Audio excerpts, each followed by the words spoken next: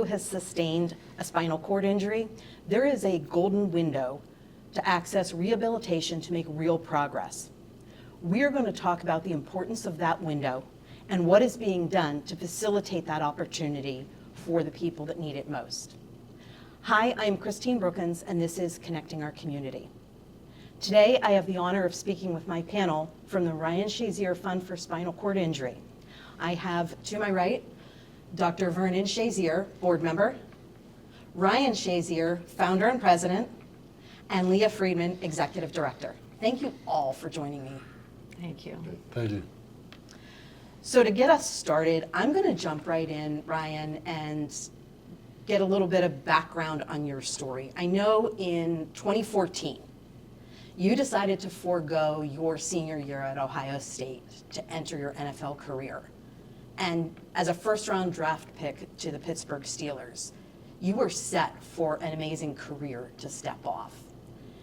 We will get into the injury later, but if you could just give us some background on you and pursuing a football career, that will get us started.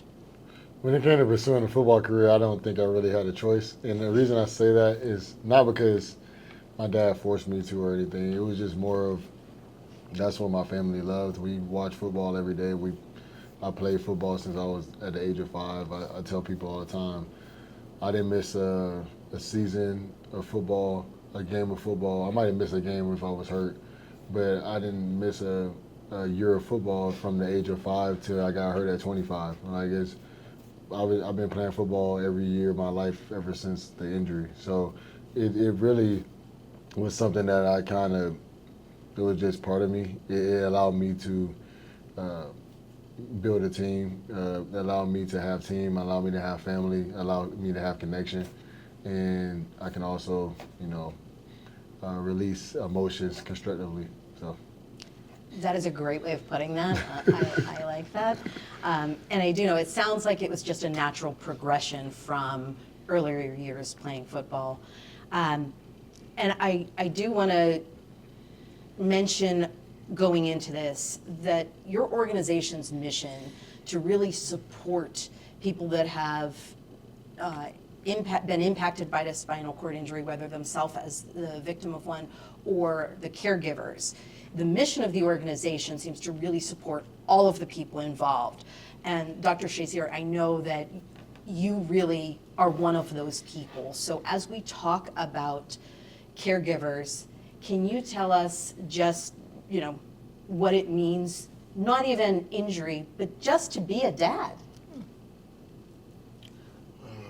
It has been a wonderful experience being a dad. We live vicariously through our children, and so that has enabled me to have a wonderful experience.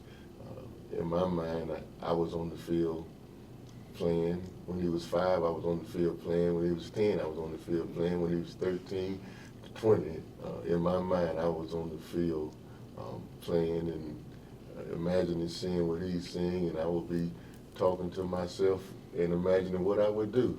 So it's been a great experience. I have a love and passion for sports and football, coach football. So it has allowed me to live vicariously through my sons, and so that has been a joy. I love that.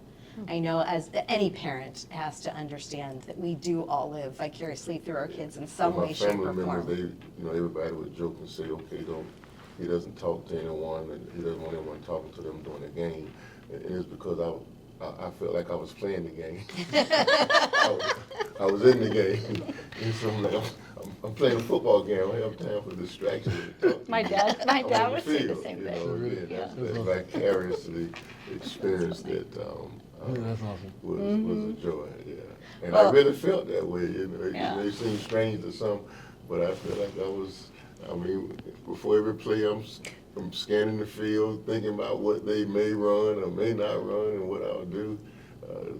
Being able to live vicariously through my sons has been a joy. I love that. And I'm laughing as we're all chuckling to ourselves about it. Let's be honest, this is Pittsburgh. I think in every household in Pittsburgh, there are Steelers fans that on those Sunday afternoons and Monday nights, they feel like they're out on the field. Yeah. And I'm so glad that you are part of the Pittsburgh community, but let's go to really the meat of why we're here. So for anyone who may not have been watching it, on that fateful Monday night in 2017, can you talk us through what was happening? You were playing a game you were obviously meant to play, but there was an event that evening that changed your life. Would you please share with us what that was like? Yeah, so the thing that's very crazy about that whole game, whole situation, was I technically wasn't really supposed to play because I had an injury prior to it. I had an ankle sprain, and it was really a game time decision. And the thing about that decision is I got the opportunity to go out there, warm up, see how I felt, and just with my love for the game, it was kind of hard for me not to want to continue to play. So I decided to play. And everything about that whole situation, the whole play, everything was routine. Like, I made that tackle 1,000 times in my life. It wasn't a hard hit. It wasn't something that people would say it was a dirty hit. It was just a clean hit. The only thing that was different was when I tried to roll over, I couldn't. And that's the one thing that's so crazy about life is you can be doing the same thing exactly the same way and expect the same results, and one day something different can happen, and that's kind of what happened in the situation with me. I made a tackle, one that I made 1,000 times, and the thing that was just different was the moment after the tackle and dealing with everything after it. It was just more of how am I going to respond in this moment. And the first thing I did was, when I had opportunity to, was I called my dad and I asked him to pray for me, and we had discussions because we prayed before every game. And I talked to Dr. Okonkwo and I talked to my friends, and I just said, hey, I'm going to play again, I'm going to walk again, and I'm going to keep pushing through this. But that's kind of like the best way to really explain the situation, because people ask me all the time, like, what happened? How did this happen? And when if I see a guy run across the field now, and I was as a linebacker, I'll probably do things exactly the same way I did it when I got injured. And that's what on that Monday night it was just crazy, because just to see how things can change in a matter of seconds. Absolutely. Yeah. And as someone who has watched this, watching the game, you don't know what's happening. You always hope for the best, and you pray for the folks on the field. But as someone watching Monday Night Football, I have no idea what really just happened. And I have seen it again, and I see that, you were just reacting to the play, and I've heard you say it was just a stinger. Yeah. Tell me about that in the moment, that you're like, it's just a stinger. I'm Yeah, good. because like I said, I played football since I was 5 years old, so I've had multiple amounts of stingers in my life. And a stinger is when you tackle somebody, and I don't know if it's a pinched nerve, I don't know if it's just something, honestly, I don't know where it comes from, but a lot of guys that's played football had it before. You would tackle somebody and your arm may feel like it's going numb. And then, you might come out for a play, the doctors will check your strength and everything will come back, and then you wiggle your arm a little bit and things will come back. Sometimes they can last a little longer, but a lot of guys that's played football have dealt with it. So I was like, man, this is just a stinger. Everything is going to be all right, and I'm going to get through this. And when I started to notice that I wasn't going to get through it when I was at the hospital, then I started having surgery, then I started getting sick, and I couldn't move my body in the ways that I was able to move it before. I was like, yeah, this is definitely not a stinger anymore. Right. Because I'm a very positive person. I thought that I got hurt in that moment, things will be all right, I'm going to heal. I'm a professional athlete. This type of things don't really happen to us, so I'm gonna bounce back. And I would talk to the doctor and like, hey, I'll be back by Christmas. I'll be back by the playoffs. And you start to realize that, hey, the things aren't going to really go the way I planned it. So I have to figure out how to move forward and stay positive in this situation. And to me, that was pretty easy, just staying positive, because that's just kind of my mindset with everything. but let me say this. I wouldn't say it was easy staying positive, but that was natural to me to be positive. So That makes sense. It was just trying to continue to stay in my natural state more than anything. So. And I'm going to pivot to you, Dr. Shazier, because, Ryan, what you said is as soon as you were able to, you called Dad. Dad, that's a phone call no one wants. Can you walk me through that? What was that like for you?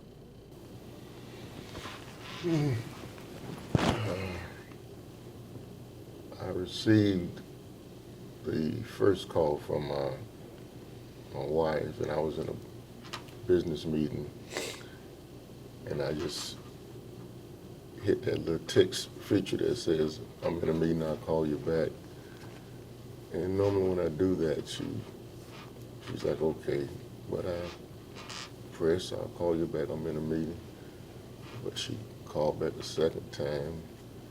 I pressed it again, she called back the third time, and so that's when I answered the phone. When I answered the phone, she was saying, Ryan's hurt. So I got up and stepped outside of the conference room, and I said, let me pack my bags out. I'll be en route to the house. And as I was packing my bags, she called back another time. She said, he's not moving. I said, okay, I'm on the way. And when I got into my truck to back out, that's when the phone rang, and it was a Pittsburgh number, no name. I answered it, and that's when I heard the words, Dad, pray for me, I can't feel my legs. And so that was a gripping moment. We prayed, and like Ryan has kind of described, I really believed and felt it was just something temporary. Because after I finished praying with him and I hung up the phone, I began what became a series of, I don't know if to say a dialogue, but conversations I was having with God. I hung up the phone with Ryan, I said, God, fix this by the time I get home. I got home and it wasn't fixed. And then I got another call from someone from the Steelers organization saying that he had a serious injury, and what was the closest airport? They was going to send someone to pick up me and my wife. And so I said it again, God, I need you to have this fixed by the time I get to the airport. I got to the airport, still wasn't fixed. And I said the same prayer, God, have it fixed by the time I get to Cincinnati. Wasn't fixed. God, have it fixed by the time I get to the hospital. It wasn't fixed. And so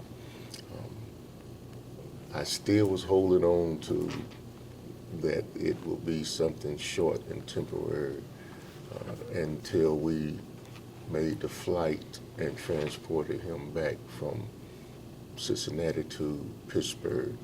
And I think he probably had been in the room no more than 20 or 30 minutes.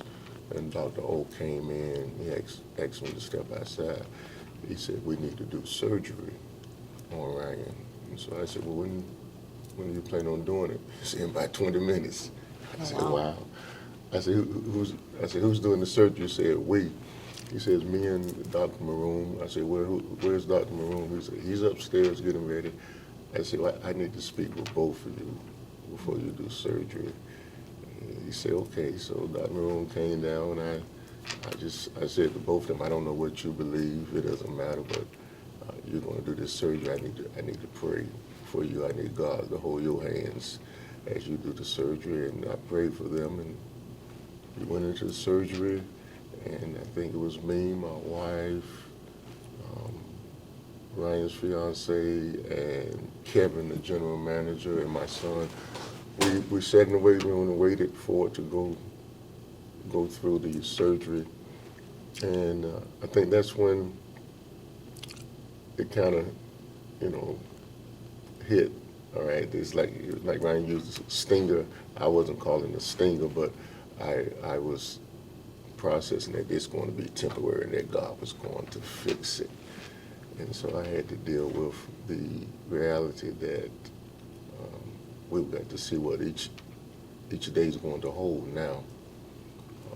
But I still believe that it was temporary. I literally dreamed it, and in my dreams, I saw him jogging back on the field, going back to play, but that never materialized. And so, again, we had to figure out how do we move forward. And for me and my family, it was our faith and amazing support from Steeler Nation, Buckeye Nation, family, friends. I think at one time I told Ryan, I said, you probably have 1 million people praying for you. And I don't think I was exaggerating. No. I mean, we had people all around the country, all around the world that was praying. So it was tough, but our faith and support is what got us through. If I had to identify the defining moments for me, it was the phone call, and then the second defining moment for me was what I refer to as my room experience. And that's that room that Ryan would do his rehab in at Mercy. Okay. He was living there. Me and my wife had moved up here, and we had different shifts. And every day, I think Ryan did rehab about 3 times a day. He had myself, my wife, his fiance, Kevin, the general manager of the Steelers. Kevin Colbert? Yeah, he came every day. He had linebackers coming. He had people from Ohio State staff. He had support all around him. We had support all around us, and he's rehabbing 3 times a day. And after about a month or so, that room just, what was happening in the room was like, it's like it literally put its hands around my throat. And what was grabbing me was that I felt like I was in the pit of hell. I felt like my family was in the pit of hell. And we had all of this support, but every time we went into that room and I looked around, this giant room had about 7 different stations, so you got different people in there getting therapy. But we're there, and there was rarely a time where there was not at least 5 of us with Ryan. But as I kept surveying the room, everybody else was there by themselves. Yes. And many of them, you saw them leave real quickly. Nobody was there more than 30 days. And that was the defining moment to me that made me wonder, what are they feeling, and how low could they be if we got all of this support and I feel like we're in the pit of hell. And so that's when I think that's where the desire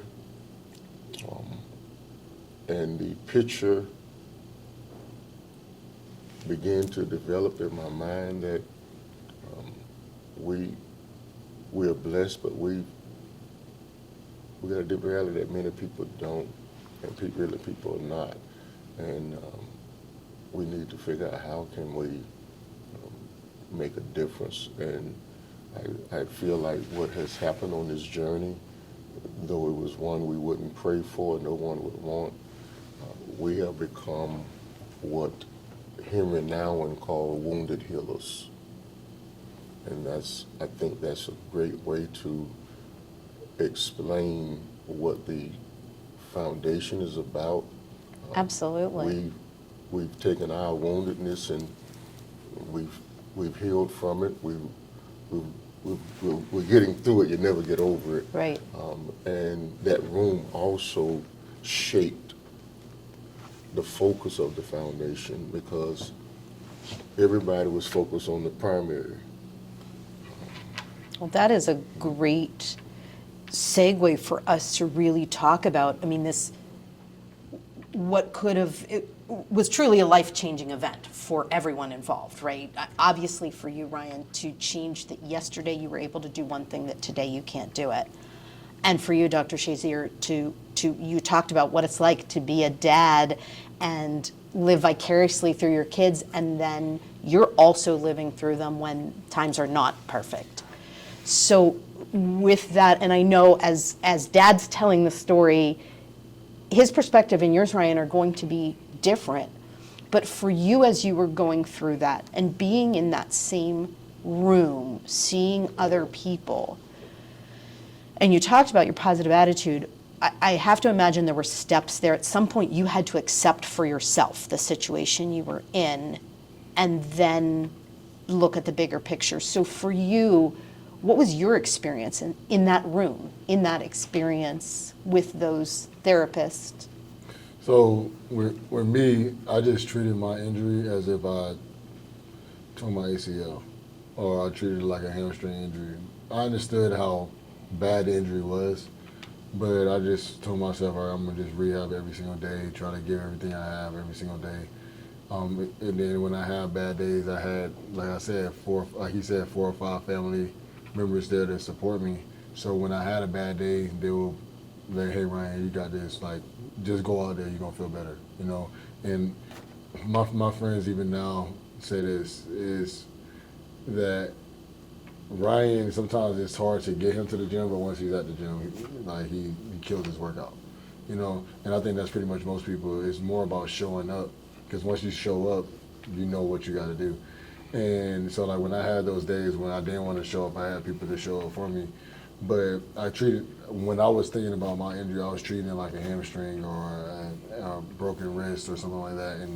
And I'm not saying that it's that easy to overcome. I was saying that I know that it takes time, and I'm just going at it one day at a time, and I'm going to eventually get better. And that's kind of the mindset that I had.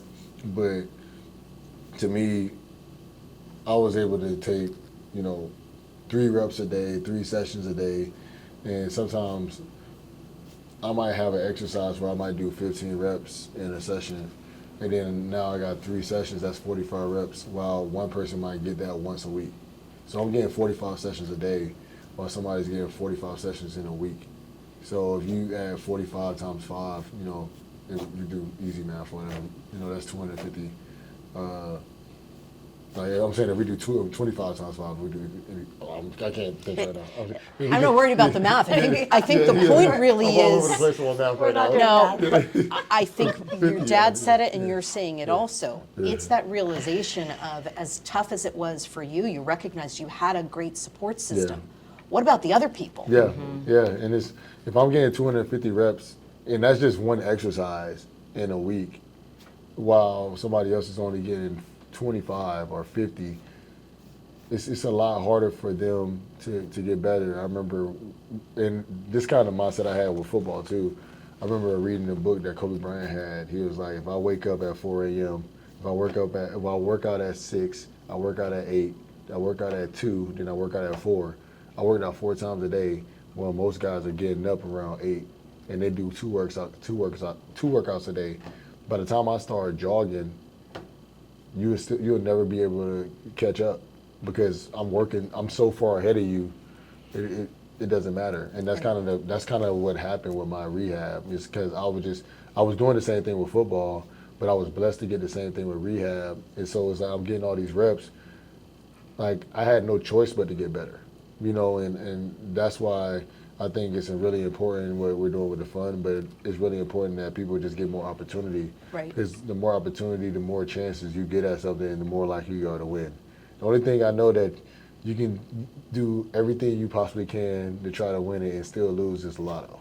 So, but other than that, I think, the more chances you get with everything else, it gives you better odds of getting better. And I think what you were just talking about, and I've heard you say this before, you recognize your situation was different. Yeah. You had the support of not just the Steelers organization, but the National Football League as a whole. The city. The city, the millions of people that we're talking about that were praying. I think that, sadly, it should not be unusual, but that is. You had the benefit of something that most people that sustain a spinal cord injury don't have the opportunity to do that. So let's use that to talk about the organization, because the organization exists because there are other people. And Leah, I'm going to turn to you a little bit to talk about what the organization does. That mission not only helps the people that are injured, but helps those caregivers also. So can you tell me a little bit about the organization itself and the efforts toward that? So I want to applaud Ryan and Dr. Shazier because they turned something that was life-changing, traumatic, into a fund that has now surpassed $1 million in stipends, Yay. which is so exciting, and I get goosebumps every time I say it. But those stipends allow people to have resources that they would not normally have that opportunity. Ryan talked about getting 250 reps, and Ryan talks about that the average person's getting 30 rehab sessions, which is what somebody may get for a broken wrist. And after a spinal cord injury, it's crazy that somebody would only have access to 30 reps. So through our Golden Window program, we provide up to $15,000 stipends to individuals to use for additional rehab sessions, home modifications, accessible vehicles, and we want to make sure that people understand that mental health is so important, and mental wellness. I mean, Ryan talked about his faith and having a positive mindset, and you see it's in the Shazier blood to be Yes. positive. You can be positive, but you may need some additional support, and 80% of individuals with spinal cord injuries will develop mental health challenges, and there's not enough trained therapists to help them. So that's something we're tackling. Often forgotten and unseen are the caregivers, the family members. It can be parents, partners, siblings.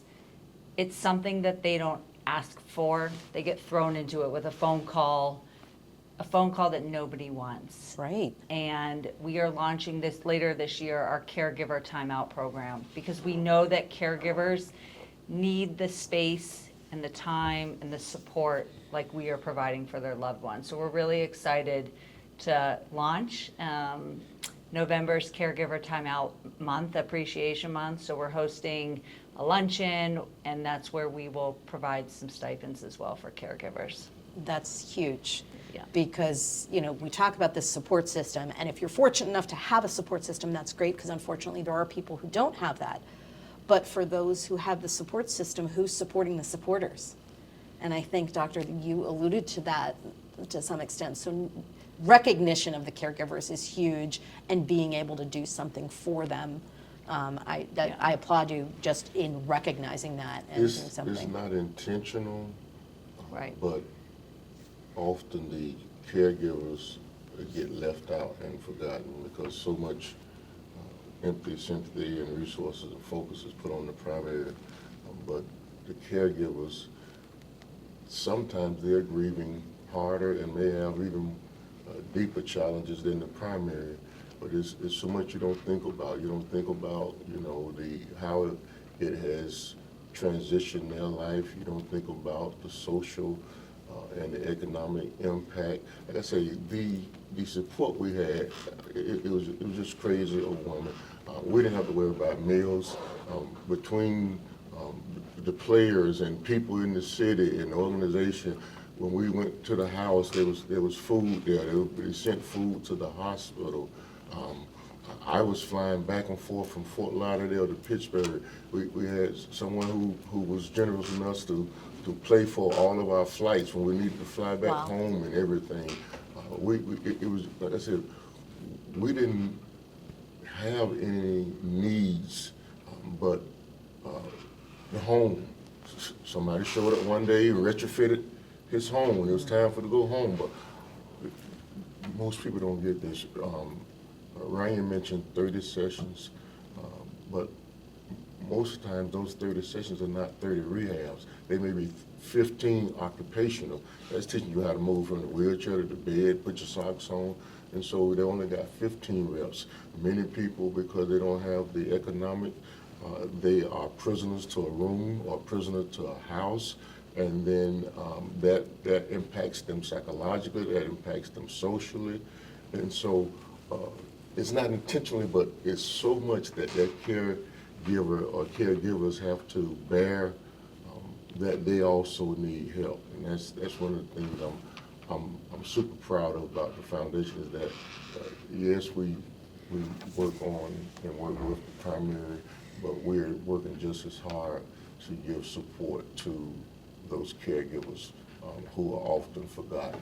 That is so important, and I'm really glad that you share that because, you know, simply going back, as a parent myself, I can look at what if this were my child? And you mentioned economics too. Economics may not play into it. I've heard you talk, Ryan, about typical insurance, and that 30 sessions is a standard of care, apparently. Yeah. And then, to your point, it's not 30 sessions of physical therapy. There could be only 15 of that. And I think that, you know, the benefit that you had not only of your support system, but of the support of the organization and that you had the ability to do that, that's tremendous. But now what you're able to do for other people. So Leah, you mentioned the Golden Window stipend. First, and I suppose it's appropriate, Ryan, can you tell us what the Golden Window is? Why do we call it that? So, and a lot of people ask me how long it took me to walk. And I asked them, what do you mean by that? Because there's different forms of walking. And, you know, the regular person thinks just walking is the person that you see walking down the street. But there's different forms. You can be walking with a cane, you can be walking with a walker, you can be walking with like braces. You can, so there's a lot of things that you can do. And a lot of people see me walking the first time at the draft. And that happened in May, and I got hurt in December. But I was also holding somebody's hand, and the moment that you could not see me anymore, I plopped down in my wheelchair faster than you can imagine. And so I tell people a lot of times it takes me 2 years. It took me 2 years to walk. Like I say, if I wanted to go to Kennywood and just walk around Kennywood without constantly sitting down, constantly needing to rest, it took me about 2 years to do that. But I was able to do things before that. Like I can go to different events and things like that, but I'll constantly sit down, or I might make sure I have my cane with me just to make sure if I'm getting tired. Right. But it took me about 2 years. And the reason I say that is 2 years is the golden window for somebody that has a spinal cord injury. So a spinal cord injury, within the first 2 years, that's where you kind of have an idea of where that person's going to be for the rest of their life. So basically, if you can you try to get the most progression you can in those first 2 years. Okay. Because it doesn't mean that's where you're going to be, but it lets you know that, hey, this is the opportunity, like you can see the trajectory that this person can continue to be on. So that's why it's called the golden window, because that's the timeline that most people get the most outcome. You can obviously get it I've seen cases, somebody told me they weren't able to walk for 15 years and then they started rehabbing and they're better now. So everybody's different, but that's the golden window. So that 24 month period is really, if you're going to get the most out of it, to really get started as soon as possible after injury to get the most out of the progress. Yeah. And I do know, so I have heard you talk about that, and what was going through my mind, literally I sat in a meeting, I'm across the meeting and take out my phone and I'm texting my friend Kelsey, and I said, when we're done with this meeting, I need to talk to you about Ryan Shazier. And I was so happy that when I went over to talk to Kelsey Harris with Neuro Access Rehab, she said, I'm already working with the organization. So Leah, can you tell us a little bit about how that works? So the Golden Window program is open to individuals with spinal cord injuries, despite if they're still in their golden window. Okay. Because Ryan started the fund in 2020. Okay. So I think that that's important for viewers to know, that if you're living in Western Pennsylvania, West Virginia, Ohio, and your injury was sustained with like longer than 24 months, still reach out to us. Right. Applicants will apply for a golden window stipend to be used for what they need. There are very limited restrictions onto what the money can be used for. We've seen home modifications, like Dr. Shazier said, you have your injury, you come home. In Allegheny County, one of the second oldest counties in the country, Yes. You're probably not walking into a home that is accessible. So what do you need to be able to live in your home? We work really closely with a partner, Laurel Medical, Okay. to help bring ramps into the home, to make bathroom modifications. Transportation is another big ask that we get, because if you don't have access to transportation, not only can you not make your doctor's appointments, but you are isolated. And that isolation can be deadly. And so we get asked for support in making someone's car accessible, if that's putting in handles for steering or getting an accessible van. So we see it across, but applicants will apply. We have a committee that reviews, and we're very quick. It's about a 2-month turnaround when somebody finds out. And we hold 3 cycles throughout the year. So that makes it manageable for the organization, for you to be able to accept the applications, review the applications, and award it on a cycle. On a cycle, and so all that information can be found on the website. We're in a cycle right now, but if people look at RyanShazierFund.org, our cycles are up there. We keep them consistent on purpose. We believe in transparency, so we want everybody to know when the cycle starts, when the cycle ends, so that they can plan appropriately. And our programs director, Carolyn Slayton, will get on phone calls with individuals when they submit their application. Once you get approved, there's intake appointments so that we can track, and we want to help people. But it doesn't stop at the Golden Window program. Right. We have community building events. We do different outings, rock climbing, Steelers training camp. Retreats. Right, we do a lot. We do retreats at the Woodlands, which Mrs. Shazier has attended in the past. So you join our community and you become family to us. Yeah, and I think that's really what it is, that no one signed up for this. No one said, I want to have a spinal cord injury, I want to be the caregiver for someone, but you're all in this together. Yeah, I don't know anybody that said that. Right. And we say, like, you're not alone. Yeah. That is so true. You are not alone. We are in this together. Because the one thing that a lot of people deal with that's very difficult is when a situation like this comes up, unlike, and I'm not trying to knock any other illnesses, any other diseases, unlike a lot of common things like cancer, I'm just going to say cancer, for instance, most people don't know anyone that had one. So if you do know someone, it's probably like, oh, my cousin has a friend whose friend has a spinal cord injury. It's Right. not like, so they don't know who to talk to. So immediately they feel like they're by themselves. They don't know who to talk to. They don't know who to run to. They don't know who to call. And that's one thing that I felt was very important, was that we built a community. Because when I went through this injury, I had all the support in the world. And there were individuals with spinal cord injuries reaching out to me, but I just felt like I didn't know anybody that could understand what I was going through in that moment. Well, I think it's 2 things. One is, statistically, compared to some other disabling condition, there are fewer people that have spinal cord injuries than another condition. Yeah. But I think the other thing is, and Leah, you mentioned the isolation. Yeah. So those that have sustained these injuries, if you're isolated from the rest of the world, nobody even knows Yeah. that there's somebody in the neighboring town or next door or going to the same church or anything like that, because they might not be going to the church if they can't get there because they don't have the vehicle or whatever else has changed as a result of the injury. Or they don't even think that it's certain things that they can do because they just feel like, oh, I'm in a wheelchair, I can't do that. And it's just, when they come out to our events and they see like, oh, I can actually go ziplining, oh, I can actually white water raft, oh, I can actually, golf.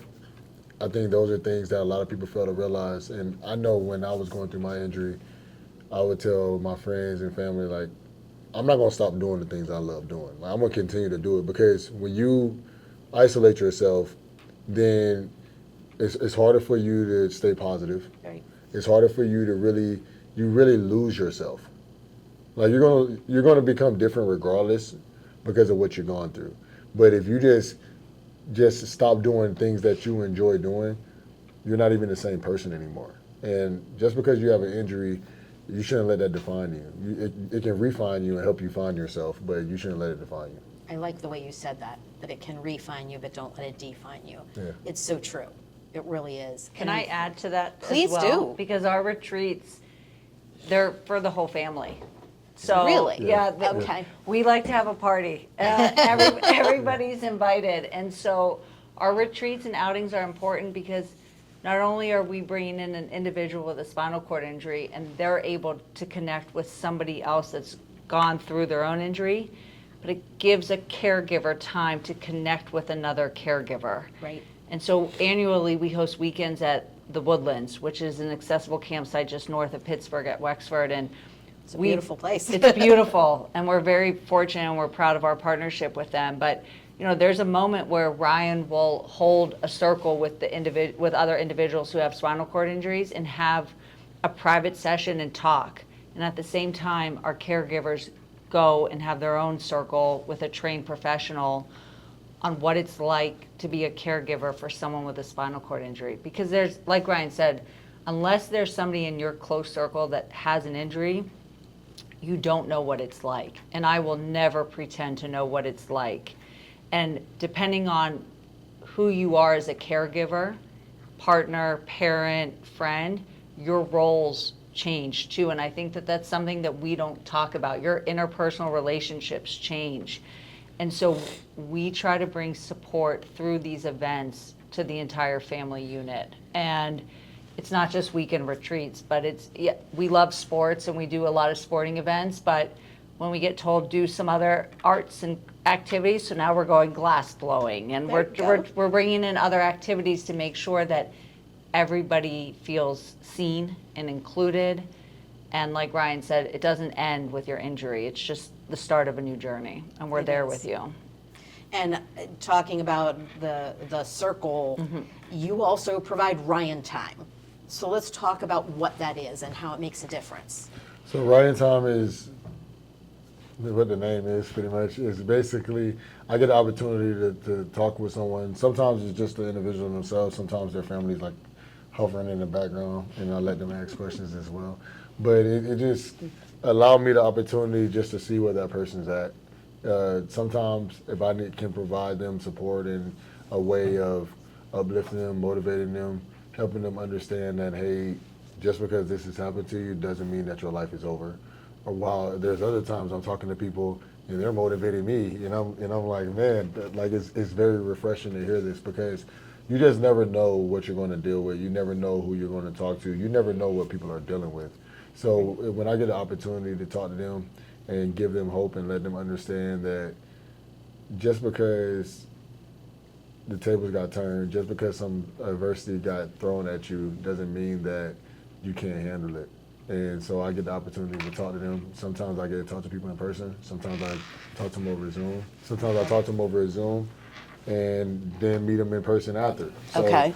Sometimes, like, it's been people that have been on Ryan Times that end up coming to our retreats. There's been people on Ryan Times that came to our events. So these opportunities just they get to know people a little bit better. And then also Ryan Times help out a lot when we have people that's not in the area, the service area. So, Okay. So there's people I've talked to in Mexico. There's people I'm talking to in Denver and California. So the timing is a little bit more tricky. But Right. Yeah, you have to adjust that time zone. I got to share this story. So we were all on a cruise in February, and For work, let's speak. yeah, was promoting and the fun and building relationships. But a young lady came up to me who works with individuals who've been paralyzed and injured in Ohio, and she just was bubbly and excited to meet me, and she started telling me about a young man who had got paralyzed in Ohio, and he had no motivation. No one could motivate him. No one could inspire him. He didn't want to do anything. It seemed like, he had just given up on life, but he had a Ryan Time. Okay. And after that Ryan Time experience, he started going to rehab. I'm trying to keep from crying because I cried when she told it to me. After the Ryan Time experience, he started going to rehab, and now he's walking. Wow. Okay. Right there. We all cried that night. Yeah, we all cried. I was like, wow. But that really is an example of how and why this organization is so critical to the spinal cord injury community, and the fact that it is the community. We've talked about the individuals themselves and their families. I mean, that really just sums it up right there. It's funny. I'm sorry, I have to say something. Please do. It's funny because, like, my parents always taught me it doesn't matter who you are or what you're dealing with. Try to treat everybody with respect and treat everybody the same.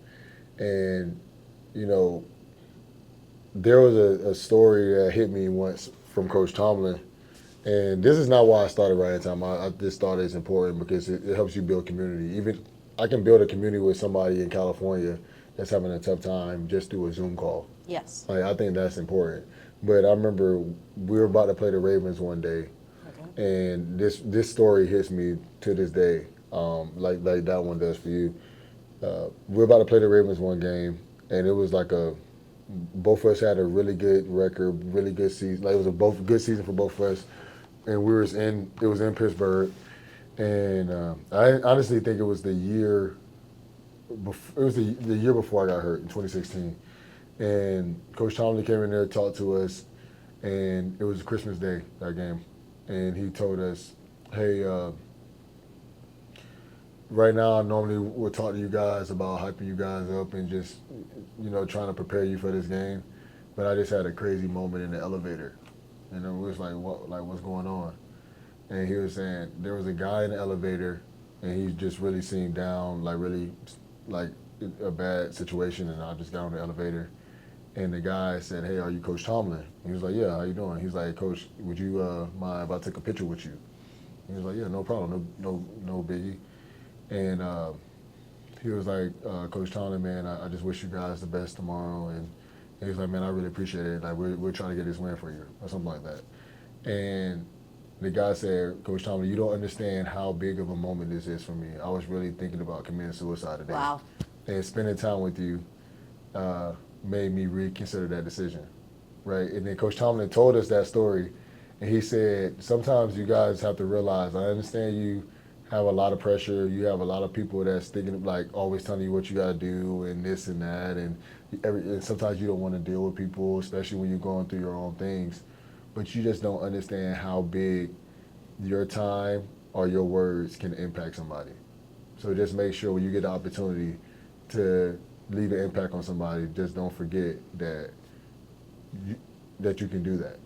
And from that moment on, I was like, if I get the opportunity to, I'm gonna try to leave a positive outcome on somebody, and that's something I'll never forget. And that was before a football game when I was supposed to play. You're supposed to play, right? You're like, wow, what do I do now? Wow. So, Well, I can tell you, like, personally, a motivation that you have been for me, a number of years ago, shortly before your injury, I was in a car accident. Nothing significant like yours, but I had some pain from it. And to avoid the pain, I minimize when I'm walking too much or so on. But in January of 2019, I had gotten onto an airplane, and here you come walking onto it, and I was like, wait a minute. I was just trying to use the wheelchair service to avoid pain in my back, and here comes Ryan Shazier onto my Southwest flight. I'm like, yeah, Ryan Shazier, he flies Southwest just like me. But really, to me, it was one of those things that I'm like, you know, if you can do it, so many other people can. Because as I said, my injury was nothing close to yours. I mean, in comparison, it was like a bruise.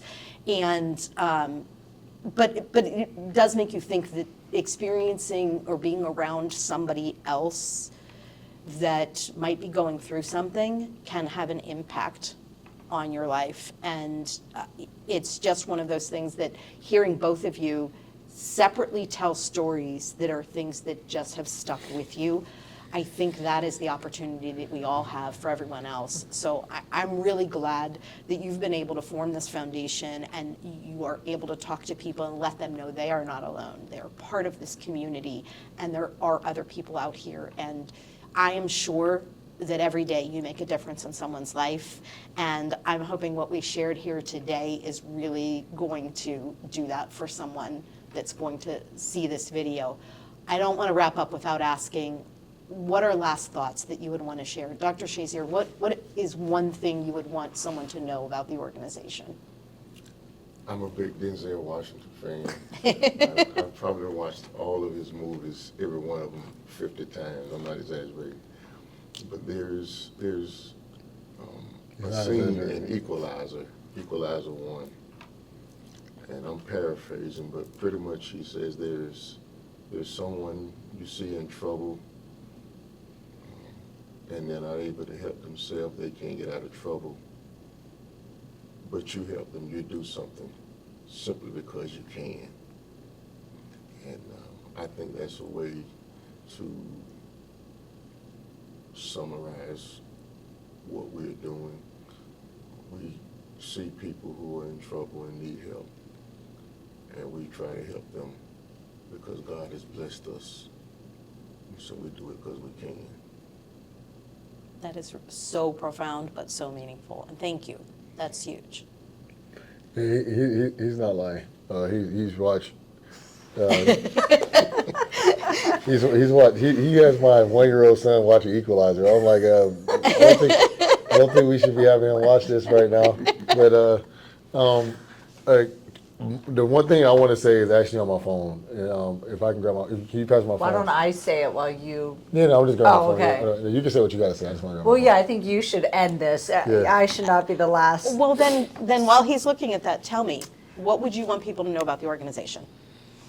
That we know at the fund that not every journey is like Ryan's, and we are here for everyone. And if you have a spinal cord injury, if you are caring for an individual with a spinal cord injury, please reach out and connect with us so that we can hold your hand and stand shoulder to shoulder with you as you go through this lifelong journey. If it's through our stipends, if it's through our caregiver timeout program, we're launching a network to help bring access to more resources because we know how challenging it is in our events, but we are here for you. And so I'm unbelievably proud and honored to work with Ryan, to work with Dr. Shazier and our incredible team, our community, to bring access to care. So I'll let the boss end. So, thank you. You're welcome. And I don't know my code right now. I'm sorry. So mine is more about just people paying attention, like listening, and because everybody, we talked a lot about the fund, and I think Leah wrapped it up pretty well when it came to the fund. But I just think this is really important to me, especially because we talk about comebacks a lot, and I think everybody has some type of comeback. Like you said, you're dealing with your injury. And everybody else right now is dealing with some type of adversity, and this is kind of what I wanted to say.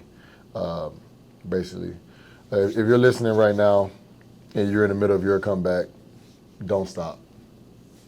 Don't let the silence make you forget you're making progress. Keep showing up, keep stacking habits, because one day something's going to move and you realize you've been getting stronger this whole time. So just keep pushing forward, keep fighting, and I promise you, things will keep going. Thank you so much. That really is meaningful and really does kind of wrap up everything we've been talking about. So I really am grateful to all of you for joining me today, for being willing to share the story, because you each have different stories, but it all contributes to the overall community. So thank you, Leah, Ryan, and Dr. Shazier. Thank you. Appreciate you.